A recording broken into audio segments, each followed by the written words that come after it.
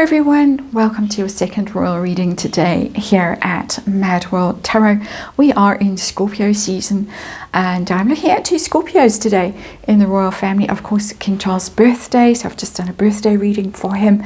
I'm looking now at Lady Louise, who is often described as a dark horse in the royal family in the sense of her being a potential working royal. A lot of people suggest that she might become a working royal in the absence of, for instance, Princess Beatrice and Eugenie and Prince Harry and Meghan Markle, that generation is falling by the wayside and the younger generation needs to step up. And who better than Lady Louise? She comes across as quite sort of solid looking and sensible and loyal and down to earth. She of course turned 22 last Saturday and then spent Remembrance Sunday at university. She's at St Andrews. I think she's in her final year at St Andrews. She's a member of the cadets there and she was taking part in their Regiment Day parade as an officer cadet, and she looked very, very serious. She looked like she was really into it, and apparently she's contemplating a military career when she's finished at university. So as I say, she's been touted as a possible working royal. We're going to have a quick look at it with the Radiant Tarot. Decided to stick with these cards for this little reading, little 5-card reading, looking at Lady Louise. She looks very much like the late Queen, and even more like Queen Mary, her great-great-grandmother. Very strong family resemblance there. I've always found her fascinating. I think there's a lot to her. Just energetically, she's always been very interesting to me. So I have kind of a vested interest in seeing how this reading plays out. We're going to look at her and how willing she is to be roped in as a working royal. That's a huge sacrifice at some level. We're going to look at whether Prince William is making plans for this to happen. We're going to look at Mama, because I think Mama might have a say in this. Sophie, the Duchess of Edinburgh, what does she think about this potential future for her daughter? And then outcome. Will Lady Louise do this? How will it go? What's going to happen? Just a general outcome card. I think we've got the energy we need. We need to remind you it's tarot, it's for fun and entertainment. It is all my opinion, all speculation, and I just read energy here and disclaimer in the box below. Let's see what's going on with Lady Louise, who is now 22. Quite a shocking thought, but there it is. We've got the Knight of Wands in reverse. That's her underlying energy right now for her as a working royal. That's what we're looking at. There is the royal family, the lion in that sort of barricaded off energy, which is the Nine of Wands, is being ring-fenced, protected, boundaries around you protected. The royal family looking pretty vulnerable with that Nine of Wands energy in reverse. That they've suffered a lot of attacks, a lot of blows, and are vulnerable. It's also her energy in this sense of no longer being protected. And I don't mean she's open to attack. I mean that her life is now more open to the public. There, I'm sure, the press has kept away from her for all these years, as part of the deal that they have with the royal family not to intrude on young people, young members of the royal family as they're growing up, and just let them live their lives. That moment has passed. That Nine of Wands in reverse tells me she's now, and I'm going to say an unfortunate thing, she's now fair game. That's how it's reading for me, and I think she knows it, and I think the press knows it, and I think the royal family know it as well. And it's quite a difficult position to be in. I wouldn't wish it on a 22-year-old. Really, I find it quite difficult energy to just even be in. So let's move on. Heart of the matter. That's our underlying energy. Let's get to the nitty-gritty of this reading. We've got an even more difficult card, the Ten of Wands in reverse. This is a burden that she doesn't want. Ten of Wands in reverse. But there's a lot of a kind of wrestling with it that's going on in there for me.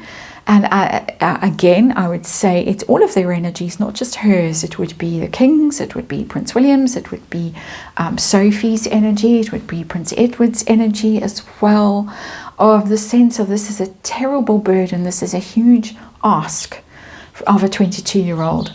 And nobody really wants to force this on her. But there is a sense of guilt, there is a strong sense of obligation in there, and a sense of guilt if she declines this, if she says, no, this is too much of a burden for me, I don't want to do it. There is a sense of guilt that's just coming through for me energetically. I wouldn't normally get it in the Ten of Wands, but it's coming through for her. I think she does have a very strong sense of duty. And it's showing up already in this reading. The Nine of Wands in reverse, the Ten of Wands in reverse. Very difficult energy. How does she feel about this? Having to be a working royal. There's the World. It's something she would take on. But she would see it as something like the ending of a certain cycle in her life. And I spoke about that cycle in her life with the Nine of Wands in reverse. Childhood's end. Of course, she's a 22-year-old. Childhood ended a long time ago. But it's the ending of a certain chapter in her life, a kind of an apprenticeship. The World is the ending of the major arcana. It's the last card. You start as the Fool. You go through your life lessons. You grow. You mature. You are seasoned by the time you get to the World, and then you go around again. So there's a sense of an ending in that World card, but it's quite a positive thing for her. She's looking at her life and thinking, well, I've done what I wanted to do so far, and perhaps this next chapter that the World also represents would be very positive, and perhaps it would be very positive, and I don't mean this to sound egotistical, perhaps it would be a very positive thing for the world if she went down this road, down this particular road. So she's not looking at it with horror and dread and dismay and, oh no, I'm not going to. She's looking at it from a sense of duty, and she's looking at it from a sense of service, which is a good, proper royal thing to do. Take note, Harry and Meghan. And she sees it as something she could do well. How about Prince William? Is Prince William sitting making plans for her at this point? Is this in his oh yes, oh hell yes, Ace of Wands? Absolutely. New growth, new direction, new enthusiasm. I think that he's feeling, and I'm sure he's absolutely right about this, that he could bring on board a whole new generation with her. Young women. We saw it happened in New York very recently with young women. And on my to-do list for my other channel, just overwhelmed with family visits and things right now here, unfortunately. But that is very dynamic, positive. Yeah, he'd really love for this to happen. In the context of a very strong awareness of how difficult this is for her. It's not like he's doing this just because he can. There's a sense of a lot of sacrifice going on in here for her. But he really wants this. He really wants it. What about Sophie, Mama? Mama, how does Mama feel about this? Eight of Wands. Yeah, it's okay. I'm surprised by that. But there's another person who's doing her duty, and she often does it unsung, just gets on with it. The Eight of Wands is an expansive energy. It's going forward very powerfully, taking off. And of course, and I don't mean this in the competitive Markle kind of a way, or Sussex kind of a way. Of course, it would elevate their status, the Edinburghs, if Lady Louise officially became a working royal. It would expand her influence, so she's not going to say no to that. She came from the PR world, she understands all of that.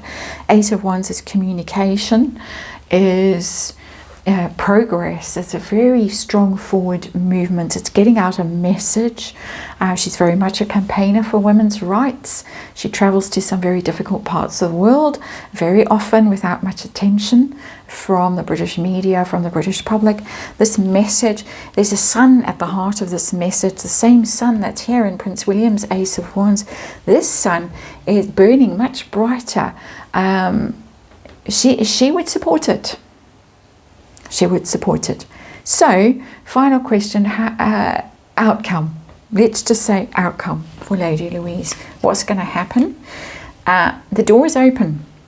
She's got to choose. The door is absolutely open to her with the Seven of Cups. She can choose. Isn't it interesting that a poppy is in one of these cards? It's telling me all kinds of things. She can choose love and family and that kind of thing with those two cups there.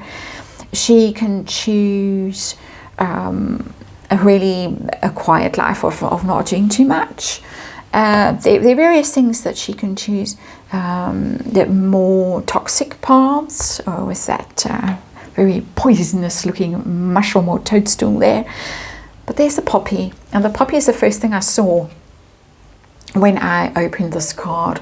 And so I think that the military, working with the military, doing something like that, which would lead in due course to something more serious. That's how it's reading for me. Start her off easily, and I don't mean that a military career is an easy option by any stretch of the imagination.